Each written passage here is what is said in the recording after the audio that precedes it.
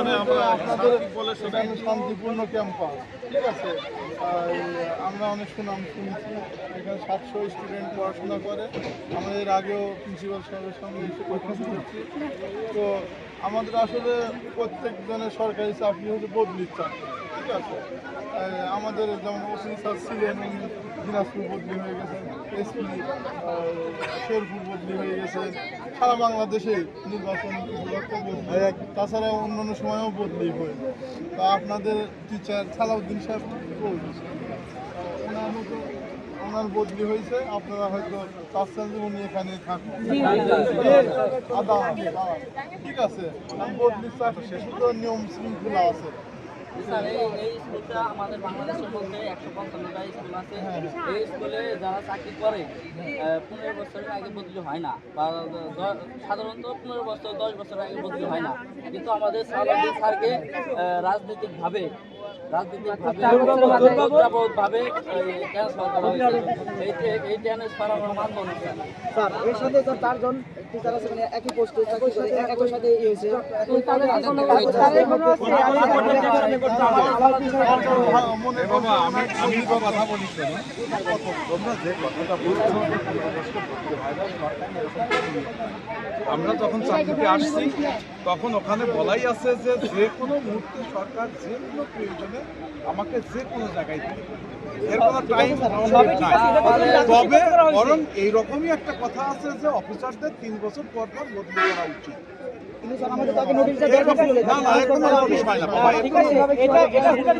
বাবা এর কোনো নোটিশ হয় না, এর কোনো নোটিশ হয় না বাবা। তোমরা বড় হও, তোমরা এই অবস্থায় আসো, তোমরা তখন বুঝতে পারবে। তোমরা আবেগে অনেক কিছু বলছো বাবা, ঠিক আছে। অনিয়মের দরকার হয় না রে বাবা, অনিয়মের দরকার হয় না। দেখো আমি আমার কথা বলি, আমি যখন প্রথম যোগদান করি 2003 সালে Chuadanga technical school and college, কোনো কারণ ছাড়া 6 মাসের মধ্যে আমাকে বদলি করে দিল ভোলা, বাড়ির কাছে না, আমি কিন্তু চলে গেছি কোনো কারণ ছাড়া, কোনো অভিযোগ নাই, কিছু না। পরে যে স্যারের সাথে কথা বললাম, হ্যাঁ ওই সময় পিটি স্যারের সাথে কথা বললাম, বললো যে প্রয়োজনে দিছি, আপনি যোগাযোগ রেখেন, পরের বদলির সময় আপনাকে আপনার কাঙ্ক্ষিত জায়গায় নিয়ে আসবেন। হ্যাঁ 1 বছর পরে ঠিকই আমাকে আমার কাঙ্ক্ষিত জায়গায় দিয়ে দিচ্ছে, ঠিক আছে। এটা সরকারি চাকরি, সরকারি আর তোমরা যেটা বলছো এটা তো আমার হাতে না, আমাদের হাতে না। একটা জিনিস জানো যে গেজেটেড অফিসারদের 1 বছর পর আমিও থাকবো না, আপনিও থাকবেন না। আমি আজকে এখানে এই যে আমি এখানে আসলাম, আমি হয়তো 2 বছর পরে আবার এখান থেকে চলে যাব, এটাই স্বাভাবিক। বাংলাদেশে অনেক কলেজ আছে, আমরা জানি স্যার ট্রান্সফার হলে প্রমোশন হয় না, তা হয় না বাবা। আমি কয়েকদিন আগের ঘটনা বলি, আমার কুষ্টিয়া টিএসসির ইনস্ট্রাক্টর ইংরেজি তাদের ব্যাচে তাকে বদলি করে দিই, প্রমোশন হয় না, সেটা বুঝলাম স্যার। তা কি স্যার ডিমোশন হবে নাকি স্যার? সে শুধুমাত্র একজন ইনচার্জ ওখানে, বুঝো। তার বাড়ি কুষ্টিয়া শহরে এবং একেবারে প্রতিষ্ঠানের পাশে।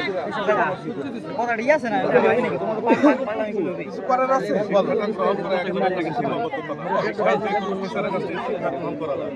আদর্শিক শিক্ষা, আমরা কুষ্টিয়া টিএসসি ছাত্রদের বোঝাইছি, তারা কিন্তু তোমাদের মধ্যে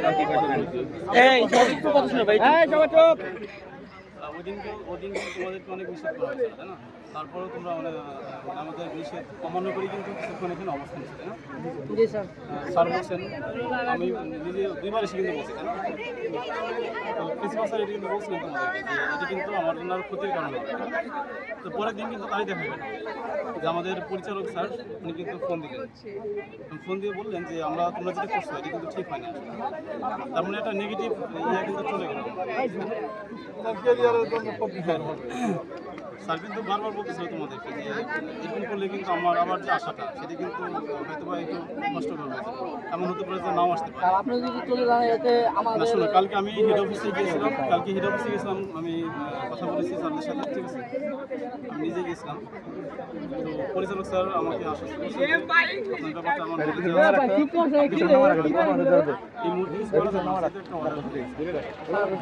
আমাদের স্কুলের ছাত্রছাত্রী সবাই আপনাকে চাই, স্কুলের কোনো পর্যন্ত সবই পারে স্যার। আমরা কি সালাউদ্দিন স্যারকে চাই?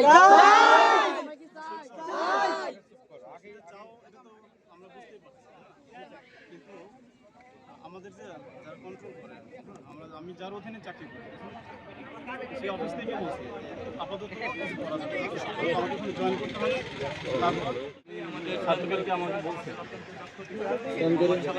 এক মাসের কথা বলে তো 1 বছরই না হয়ে যাবে। আমি আবার কয়েকদিন পর আবার